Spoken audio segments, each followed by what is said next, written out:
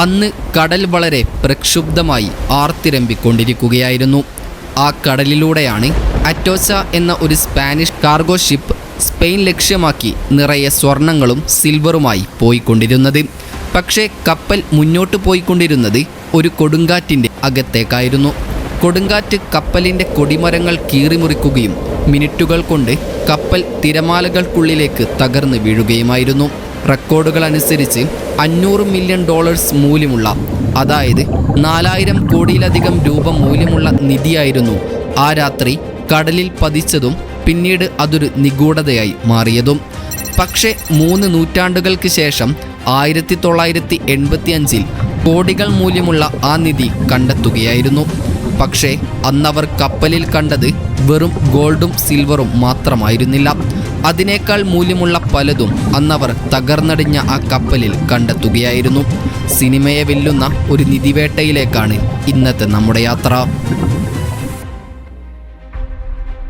അന്ന് ആ രാത്രി അറ്റോച്ച മുങ്ങിത്താഴ്ന്നത് 200 മൈലോളം മാത്രം നീളമുള്ള 1700ഓളം ചെറിയ ദ്വീപുകൾ സ്ഥിതി ചെയ്യുന്ന ഫ്ലോറിഡ കീസിൻ്റെ ഭാഗത്തായാണ്. കപ്പൽ മുങ്ങിയ സമയത്ത് അറ്റോച്ച എവിടെയാണ് മുങ്ങിയത് എന്നതിനെക്കുറിച്ച് ആളുകൾക്ക് ധാരണയുണ്ടായിരുന്നു. എന്നാൽ 2 ആഴ്ചകൾക്ക് ശേഷം അവിടെയുണ്ടായ മറ്റൊരു കൊടുങ്കാറ്റിൽ കപ്പൽ പല ഭാഗങ്ങളായി പിളരുകയും കടലിൻ്റെ പല ഭാഗങ്ങളിൽ പതിക്കുകയുമായിരുന്നു. അങ്ങനെയാണ് അറ്റോച്ച പൂർണ്ണമായും അജ്ഞാതമായി മാറുന്നത്. പക്ഷേ അറ്റോച്ചയുടെ കാർഗോ മാനിഫെസ്റ്റിൽ കപ്പലിലുണ്ടായിരുന്ന വസ്തുക്കളുടെ വിവരങ്ങൾ മുഴുവൻ രേഖപ്പെടുത്തിയിരുന്നു. അതിലെ കണക്കുകൾ പ്രകാരം 150 ഗോൾഡ് ബാറുകൾ, 1000 സിൽവർ ബാറുകൾ, കൂടാതെ 50ഓളം പെട്ടികളിലായി മൂല്യമുള്ള പല കോയിൻസുകളും ഉണ്ടായിരുന്നു. എല്ലാം ചേർത്തു നോക്കിയാൽ മുൻപേ പറഞ്ഞതുപോലെ ഇന്നത്തെ 400 കോടിയോളം ഇന്ത്യൻ രൂപ മൂല്യമുണ്ടായിരുന്നു. അത്രയും മൂല്യമുള്ള നിധി കണ്ടെത്താനാണ് അമേരിക്കൻ ട്രഷർ ഹണ്ടർ ആയിട്ടുള്ള മെൽ ഫിഷർ രംഗത്തെത്തുന്നത്. തൻ്റെ ജീവിതത്തിൻ്റെ നല്ലൊരു പങ്കും ഡൈവിംഗ് ചെയ്യുന്നതിലായിരുന്നു അദ്ദേഹം ചിലവഴിച്ചിരുന്നത്. കൂടാതെ അദ്ദേഹം തൻ്റെ ഭാര്യയുമായി 60,000ഓളം ആളുകളെ ഡൈവിംഗ് പഠിപ്പിക്കുന്ന ഒരു ഡൈവിംഗ് സ്കൂളും നടത്തിയിരുന്നു. അങ്ങനെ മെൽ ഫിഷറും ഫാമിലിയും 1969 അറ്റോച്ചയിലെ നിധി തേടി ഫ്ലോറിഡ കീസുകളിലേക്ക് എത്തിച്ചേരുകയായിരുന്നു. ചെറിയ ബോട്ടും മെറ്റൽ ഡിറ്റക്ടേഴ്സും ഉപയോഗിച്ച് മുൻപ് ചില ഡോക്യുമെൻസുകളിലും മറ്റും പരാമർശിച്ചിട്ടുള്ള മറ്റേക്കുംബെ കീസ് എന്ന ദ്വീപിൻ്റെ ഭാഗത്തായി അവർ നിധി തിരയാൻ ആരംഭിച്ചു. പക്ഷേ 1 വർഷം കഴിഞ്ഞപ്പോൾ 1,00,000 മൈലുകൾ അവർ കവർ ചെയ്തെങ്കിലും അവർക്ക് ഒന്നും ലഭിച്ചിരുന്നില്ല. അതിനു മുൻപായി നമ്മൾ ഒരു നിധി തേടിപ്പോകുന്നത് എത്രത്തോളം ത്രില്ലിംഗ് ആണോ അതത്രത്തോളം തന്നെ അപകടകരവുമാണ്. നമ്മുടെ ജീവിതവും ഏകദേശം ഇങ്ങനെയാണ്. മുന്നോട്ട് പോകുന്തോറും ക്ഷണിക്കപ്പെടാത്ത ഒട്ടനവധി അപകടങ്ങൾ പതിയിരിപ്പുണ്ട്. അത്തരത്തിൽ നമ്മുടെ ജീവിതത്തിലേക്ക് ക്ഷണിക്കപ്പെടാതെ വരുന്ന അതിഥികളാണ് രോഗങ്ങൾ. കൂടാതെ ഏത് രോഗം വന്നാലും ആശുപത്രി ചിലവുകളെപ്പറ്റി ചിന്തിച്ച് ടെൻഷൻ അടിക്കുന്നവരാണ് നമ്മൾ. ചെറിയ രോഗങ്ങൾക്ക് പോലും ലക്ഷങ്ങൾ ചിലവാക്കേണ്ട അവസ്ഥയാണ് ഇപ്പോഴുള്ളത്. ക്യാൻസറോ ഹൃദ്രോഗങ്ങളോ വന്നാൽ നമ്മൾ ജീവിതകാലം മുഴുവൻ സമ്പാദിച്ച പണവും ഒരുപക്ഷെ അതിൽ ചിലവായി പോകും. എന്നാൽ അങ്ങനെയൊരു സാഹചര്യം സംഭവിക്കാതിരിക്കാൻ നമ്മൾ എടുത്തു വെക്കേണ്ട ഒന്നാണ് ഹെൽത്ത് ഇൻഷുറൻസ്. 300-400 രൂപ മുതൽ മാസം പ്രീമിയത്തിൽ 1 കോടി രൂപ വരെ കവറേജ് ലഭിക്കുന്നതും ഒരുപാട് ഇൻഷുറൻസുകൾ കമ്പയർ ചെയ്ത് നല്ലത് ചൂസ് ചെയ്യാനും സാധിക്കുന്ന ഒരു പ്ലാറ്റ്ഫോമിൻ്റെ ലിങ്ക് ഞാൻ കമൻറ്റിലും ഡിസ്ക്രിപ്ഷനിലും നൽകിയിട്ടുണ്ട്. പിന്നെ ഏത് കമ്പനിയുടെ എങ്ങനെയുള്ള പ്ലാനാണ് എടുക്കേണ്ടതെന്ന് നിങ്ങൾക്ക് തീരുമാനിക്കാം. അതുകൊണ്ട് തന്നെ ഈ ലിങ്ക് വഴി ഓൺലൈനായി ഹെൽത്ത് ഇൻഷുറൻസ് എടുക്കുമ്പോൾ 51ലധികം പ്രമുഖ കമ്പനികളിൽ നിന്ന് താരതമ്യം ചെയ്ത് നിങ്ങൾക്ക് യോജിക്കുന്ന ഇൻഷുറൻസ് പ്ലാനുകൾ എടുക്കാനുള്ള അവസരമുണ്ട്. NRIസിന് ഇന്ത്യയിൽ നിന്ന് പാരൻസിന് വേണ്ടി ഹെൽത്ത് ഇൻഷുറൻസ് എടുക്കുമ്പോൾ 18% GST ഒഴിവാക്കുന്നതിൻ്റെ അധിക ലാഭവും ഉണ്ട്. ക്ലെയിമിൻ്റെ ആവശ്യമൊക്കെ വന്നാൽ പേപ്പർ വർക്കുകളെല്ലാം ചെയ്യുവാനായി ഒരു ഡെഡിക്കേറ്റഡ് റിലേഷൻഷിപ്പ് മാനേജറുടെ സഹായവും നമുക്കുണ്ടാകും. 30 മിനിറ്റിനുള്ളിൽ ക്ലെയിം സപ്പോർട്ടും ലഭിക്കും. ഡേ 1 മുതൽ പ്രീ എക്സിസ്റ്റിംഗ് ഡിസീസുകൾ, അതായത് BP, ഡയബറ്റീസ് പോലെയുള്ള രോഗങ്ങൾക്ക് കവറേജ് ലഭിക്കുന്ന പ്ലാനുകളടക്കം ഓൺലൈനായി 25% വരെ ഡിസ്കൗണ്ടോടെ എടുക്കാൻ ഡിസ്ക്രിപ്ഷനിലും കമൻറ്റ് ബോക്സിലുമുള്ള ലിങ്ക് ഉപയോഗിക്കുക. കണ്ണെത്താ ദൂരത്തോളം പരന്നു കിടക്കുന്ന കടലിനടിയിൽ എവിടെയോ മറഞ്ഞിരിക്കുന്ന നിധി കണ്ടെത്തുന്നത് അത്രയും ബുദ്ധിമുട്ട് നിറഞ്ഞതായിരുന്നു. പക്ഷേ മെൽഫിഷറിൻ്റെ ഒരു തുറുപ്പുചീട്ടായിരുന്നു ഈജിൻ ലിയോൺ എന്ന ഹിസ്റ്റോറിയൻ. അങ്ങനെ കടലിലെവിടെയോ മുങ്ങിത്താഴുന്ന കപ്പലിനെക്കുറിച്ച് പഠിക്കാനായി അദ്ദേഹം സെവില്ലയിലെ സ്പാനിഷ് ആർക്കൈവ്സിലേക്ക് പോവുകയും പല ഗ്രന്ഥങ്ങൾ പരിശോധിക്കുകയും ചെയ്തു. അതിനിടയിലാണ് കപ്പൽ അപകടം സംഭവിച്ചതിന് 4 വർഷങ്ങൾക്ക് ശേഷം രചിക്കപ്പെട്ട ഒരു ഡോക്യുമെന്റിൽ കപ്പലിനെക്കുറിച്ച് പരാമർശിച്ചത് അദ്ദേഹം ശ്രദ്ധിക്കുന്നത്. അതിൽ മാർക്യൂസാസ് കീസ് എന്നറിയപ്പെടുന്ന പ്രദേശത്ത് മുൻപ് സെർച്ച് നടന്നിട്ടുള്ളതായി രേഖപ്പെടുത്തിയിരുന്നു. ഈ പ്രദേശം അവർ മുൻപ് സെർച്ച് ചെയ്ത പ്രദേശത്തിൽ നിന്നും 158 കിലോമീറ്ററോളം അകലെയായിരുന്നു. ഈ ഇൻഫർമേഷൻ ലഭിച്ചപ്പോൾ തന്നെ മെൽഫിഷറും സംഘവും മാർക്യൂസാസ് കീസ് എന്ന പ്രദേശത്തേക്ക് യാത്ര തിരിച്ചു. പക്ഷേ അവിടെ ഡൈവേഴ്സ് വലിയൊരു പ്രശ്നം നേരിട്ടിരുന്നു. വിസിബിലിറ്റി ആയിരുന്നു ആ പ്രശ്നം. അതായത് സർഫസിൻ്റെ മുകൾ ഭാഗം ക്ലിയർ ആണെങ്കിലും താഴേക്ക് പോകുന്തോറും ഡൈവേഴ്സിൻ്റെ സ്വന്തം കൈ പോലും അവർക്ക് കാണാൻ കഴിയുന്നുണ്ടായിരുന്നില്ല. അപ്പോഴാണ് അതിനൊരു പരിഹാരമായി മെൽഫിഷർ ഒരു ഐഡിയ കൊണ്ടുവരുന്നത്. അതിനായി അദ്ദേഹം വലിയ 2 ട്യൂബുകൾ അവരുടെ ബോട്ടിൻ്റെ പ്രൊപ്പല്ലേഴ്സിൻ്റെ ബാക്കിൽ ഫിറ്റ് ചെയ്ത് മുകളിലെ ക്ലിയർ വാട്ടർ താഴേക്ക് റീഡയറക്റ്റ് ചെയ്ത് ഡൈവേഴ്സ് സെർച്ച് ചെയ്യുന്ന സർഫസിലേക്ക് ഷൂട്ട് ചെയ്യുകയും വെള്ളം ക്ലിയർ ആക്കുകയുമാണ് ചെയ്തത്. വെള്ളം ക്ലിയർ ആക്കുന്നതിന് പുറമെ താഴെയുള്ള മണൽത്തരികൾ മാറ്റി മണലിന് താഴെയുള്ള ഭാഗം കൂടി കാണാൻ ഇത് സഹായിച്ചിരുന്നു. അങ്ങനെ 1971 ഒരു ദിവസം മണൽത്തരികൾക്കടിയിലായി അവർ ഒരു കപ്പലിൻ്റെ നങ്കൂരം കണ്ടെത്തുകയായിരുന്നു. അതൊരു നിധിയുടെ ഭാഗം ആയിരുന്നില്ലെങ്കിലും തങ്ങൾ അന്വേഷിക്കുന്ന കപ്പൽ അടുത്തെവിടെയോ തന്നെ ഉണ്ടെന്നതിൻ്റെ ഒരു സൂചനയാണതെന്ന് അവർ വിശ്വസിച്ചു. തുടർന്ന് കപ്പുകൾ, വാളുകൾ, കാനോൺ ബോളുകൾ, അയൺ നെയിലുകൾ തുടങ്ങി പല വസ്തുക്കളും അവർ അവിടെ നിന്നും കണ്ടെത്തി. ലഭിച്ചതെല്ലാം ട്രാക്ക് ചെയ്യാനായി അവർ സർക്കിളുകൾ ഉപയോഗിച്ചുള്ള ഒരു മാപ്പ് നിർമ്മിച്ചെടുത്തു.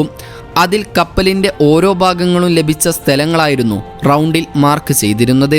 കുറച്ച് നാളുകൾക്ക് ശേഷം മാപ്പിൽ ഒരു ക്ലിയർ ലൈൻ കാണാൻ തുടങ്ങുകയായിരുന്നു. അങ്ങനെ അറ്റോച്ച എന്ന കപ്പൽ ഈ ലൈനിൻ്റെ ഭാഗത്തായി എവിടെയോ ഉണ്ടെന്ന് അവർ വിശ്വസിക്കുകയായിരുന്നു.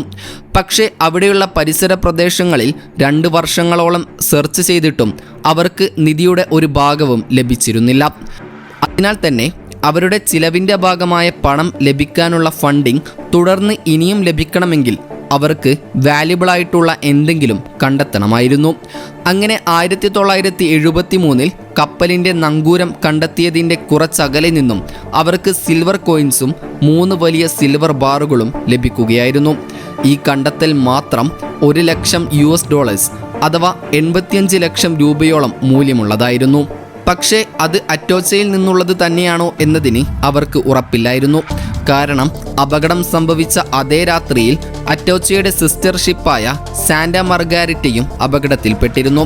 അതിനാൽ തന്നെ അവർ വീണ്ടും കപ്പലിൻ്റെ കാർഗോ മാനിഫെസ്റ്റ് പരിശോധിക്കുകയും അതിൽ കപ്പലിലുണ്ടായിരുന്ന ഓരോ സിൽവർ ബാൾസിൻ്റെയും ഗോൾഡ് ബാൾസിൻ്റെയും തൂക്കവും സീരിയൽ നമ്പർ വരെ അടങ്ങുന്ന വിവരങ്ങളും ഉണ്ടായിരുന്നു. അത് ക്രോസ് ചെക്ക് ചെയ്തപ്പോൾ അതെല്ലാം അറ്റോച്ചയിൽ നിന്നുള്ളത് തന്നെയായിരുന്നെന്ന് അവർ കൺഫേം ചെയ്യുകയായിരുന്നു. അങ്ങനെ അവർ ഇലക്ട്രോലിസിസ് വഴി കോയിൻസ് ക്ലീൻ ചെയ്ത് അതവർ വിൽക്കുകയായിരുന്നു. അങ്ങനെ കൂടുതൽ നിധി കണ്ടെത്താനായി അവർ പുതിയ സോണാർ ഡിറ്റക്റ്റിംഗ് ടെക്നോളജിയും ഉപയോഗപ്പെടുത്തിയിരുന്നു. പക്ഷേ അപ്പോഴാണ് അവർക്കെതിരെ ഫ്ലോറിഡ ഗവൺമെൻറ് തിരിയുകയും കണ്ടെത്തിയ നിധിക്ക് അവകാശി ഫ്ലോറിഡ ഗവൺമെൻറ് ആണെന്നും പറഞ്ഞ് അവർ രംഗത്തെത്തുന്നത്. അതിനാൽ തന്നെ മെൽഫിഷർ അതിനെതിരെ നിയമപരമായി മുന്നോട്ട് പോകാൻ തന്നെ തീരുമാനിക്കുകയായിരുന്നു. അതേസമയം അദ്ദേഹത്തിൻ്റെ സെർച്ചിങ് ക്രൂ കൂടുതൽ വസ്തുക്കൾ കണ്ടെത്തുകയായിരുന്നു. അക്കൂട്ടത്തിൽ 9 ബ്രോൺസ് പീരങ്കികളും ഉണ്ടായിരുന്നു. പക്ഷേ ഈ കണ്ടെത്തൽ നടന്ന പിറ്റേ ദിവസം രാത്രിയിൽ അവരുടെ ഒരു ബോട്ട് നിയന്ത്രണം നഷ്ടപ്പെട്ട് മറിയുകയും മെൽഫിഷറിൻ്റെ മകനുൾപ്പെടെ 3 ക്രൂ മെമ്പേഴ്സ് മരണപ്പെടുകയും ചെയ്തിരുന്നു. അങ്ങനെ 3 വർഷങ്ങൾക്ക് ശേഷവും കാര്യമായ പുതിയ കണ്ടെത്തലുകളൊന്നുമില്ലാതെ സെർച്ചിങ് ക്രൂ നിധി അന്വേഷിച്ചുകൊണ്ടേയിരുന്നു. അതിനിടയിലാണ് താൻ മുൻപെപ്പോഴോ വായിച്ച ഒരു ഡോക്യുമെൻ്റ് അദ്ദേഹത്തിന് ഓർമ്മ വരുന്നത്. അറ്റോച്ചയുടെ അപകടത്തിൽ നിന്നും രക്ഷപ്പെട്ട ഒരാൾ എഴുതിയ ഡോക്യുമെൻറ്റ്സ് ആയിരുന്നു അത്. അതിൽ അയാൾ കപ്പലിലേക്ക് വളരെ മൂല്യമുള്ള 70 പൗണ്ടോളം കൊളംബിയൻ മരതകം കടത്താൻ സഹായിച്ചിരുന്നു എന്നതിൻ്റെ സ്റ്റേറ്റ്മെൻറ്റുകളായിരുന്നു അത്. അതിനാൽ തന്നെ കപ്പലിൽ സ്വർണവും സിൽവറിനും പുറമെ മറ്റെന്തൊക്കെയോ വിലയേറിയ വസ്തുക്കളുണ്ടെന്ന് മെൽഫിഷർ വിശ്വസിച്ചു. കൂടാതെ അതേസമയം 8 വർഷത്തെ നിയമപരമായ പോരാട്ടത്തിനൊടുവിൽ മെൽഫിഷർ ഫ്ലോറിഡ ഗവൺമെൻറ്റിനെതിരെയുള്ള കേസിൽ വിജയിക്കുകയും നിധിയുടെ 100% അവകാശം അദ്ദേഹത്തിന് തന്നെ ലഭിക്കുകയുമായിരുന്നു. എങ്കിലും കോടികൾ ചിലവഴിച്ച നിധിവേട്ടയിൽ അവർക്ക് മൂല്യമേറിയ മറ്റൊന്നും ലഭിച്ചിരുന്നില്ല. പക്ഷേ നിധിവേട്ട നിർത്തി പരാജയപ്പെട്ട് പിന്തിരിഞ്ഞു പോകാൻ അദ്ദേഹം തയ്യാറല്ലായിരുന്നു. അങ്ങനെ 1983 തിരച്ചിലിലായിരുന്ന സെർച്ചിങ് ക്രൂവിൻ്റെ മാഗ്നറ്റോമീറ്ററിൽ എന്തോ ഡിറ്റക്ട് ചെയ്യുകയായിരുന്നു. തുടർന്ന് അതെന്താണെന്ന് നോക്കാനായി ഡൈവേഴ്സ് അവിടേക്ക് പോയി. അവിടെ കുറച്ച് മെറ്റാലിക് ഒബ്ജക്റ്റുകളായിരുന്നു ഉണ്ടായിരുന്നത്. പക്ഷേ ഇത് കണ്ടെത്തിയത് അവർ ആദ്യം വരച്ച ലൈനിൽ നിന്നും അകലെയായിട്ടായിരുന്നു. കപ്പൽ അപകടത്തിൽപ്പെട്ട ശേഷം അത് കടലിനടിയിലൂടെ പല ഭാഗങ്ങളായി ചിതറിപ്പോയതാണെന്ന് അവർ മനസ്സിലാക്കി. തുടർന്ന് അവർ കുറച്ചധികം നാളുകൾ ആ പ്രദേശത്ത് തിരച്ചിൽ നടത്തുകയും നിധിയുടെ ചില ഭാഗങ്ങൾ ലഭിക്കുകയും ചെയ്തു. അങ്ങനെ 1985 ജൂലൈ 20, അതായത് 3 ക്രൂ മെമ്പേഴ്സിൻ്റെ മരണത്തിന് 10 വർഷങ്ങൾക്ക് ശേഷം അവരുടെ സോണാർ സ്കാനറിൽ വലിയ എന്തോ ഒരു ഒബ്ജക്റ്റ് ഡിറ്റക്ട് ചെയ്യുകയായിരുന്നു. അങ്ങനെ 2 ഡൈവേഴ്സ് ആ ഒബ്ജക്റ്റിനടുത്തേക്ക് സെർച്ചിങ്ങിനായി പോവുകയായിരുന്നു. അങ്ങനെ അവർ വർഷങ്ങൾക്കൊടുവിൽ ആ നിധി കൂമ്പാരത്തിന് മുൻപിൽ എത്തിപ്പെടുകയായിരുന്നു.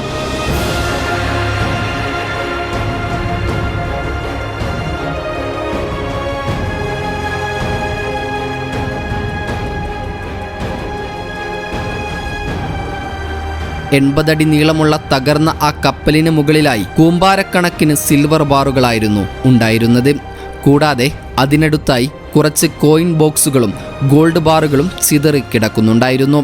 16 വർഷങ്ങളുടെ പ്രതീക്ഷ കൈവിടാത്ത തിരച്ചിലിനൊടുവിൽ അവർ അറ്റോച്ചയെയും ആ നിധിയെയും കണ്ടെത്തുകയായിരുന്നു. കൂടാതെ ഒരു കല്ലിന് വരെ കോടിക്കണക്കിന് മൂല്യമുള്ള 2000-ഓളം മരതക കല്ലുകളും അവർ കണ്ടെത്തിയിരുന്നു. 1988 മരണപ്പെടുമ്പോൾ മെൽഫിഷറിൻ്റെ ടോട്ടൽ നെറ്റ്വർത്ത് എന്ന് പറയുന്നത് $100 മില്യൺ ആയിരുന്നു. അഥവാ 900 കോടിയോളം ഇന്ത്യൻ രൂപ. പണ്ട് റൂമി പറഞ്ഞതുപോലെ, നീ തേടുന്നതെന്തോ അത് നിന്നെയും തേടുന്നു. വീഡിയോയുടെ തുടക്കത്തിൽ ഞാൻ പറഞ്ഞ ഹെൽത്ത് ഇൻഷുറൻസിൻ്റെ കാര്യം മറക്കേണ്ട. പെട്ടെന്നൊരു ഹെൽത്ത് എമർജൻസി വന്നാൽ പോലും നമ്മുടെ കുടുംബം വലിയ രീതിയിൽ സാമ്പത്തികമായി തകർന്നു പോയേക്കാം. ഇന്ന് പല കുടുംബങ്ങളും ഇത്തരത്തിൽ കടം കയറി സാമ്പത്തികമായി തകർന്നു പോകുന്ന കാഴ്ച ഇപ്പോൾ പലയിടത്തും നമുക്ക് കാണാം. അതുകൊണ്ട് തന്നെ ഒരു ഹെൽത്ത് ഇൻഷുറൻസ് മസ്റ്റാണ്. വീഡിയോയുടെ ഡിസ്ക്രിപ്ഷനിലും കമൻറ്റ് ബോക്സിലുമുള്ള ലിങ്ക് ഉപയോഗിച്ച് 51-ലധികം കമ്പനികളിൽ നിന്ന് നിങ്ങൾക്ക് അനുയോജ്യമായ ഇൻഷുറൻസ് പ്ലാൻ 25% വരെ ഡിസ്കൗണ്ടിൽ ഇപ്പോൾ തന്നെ എടുത്തു വയ്ക്കുക.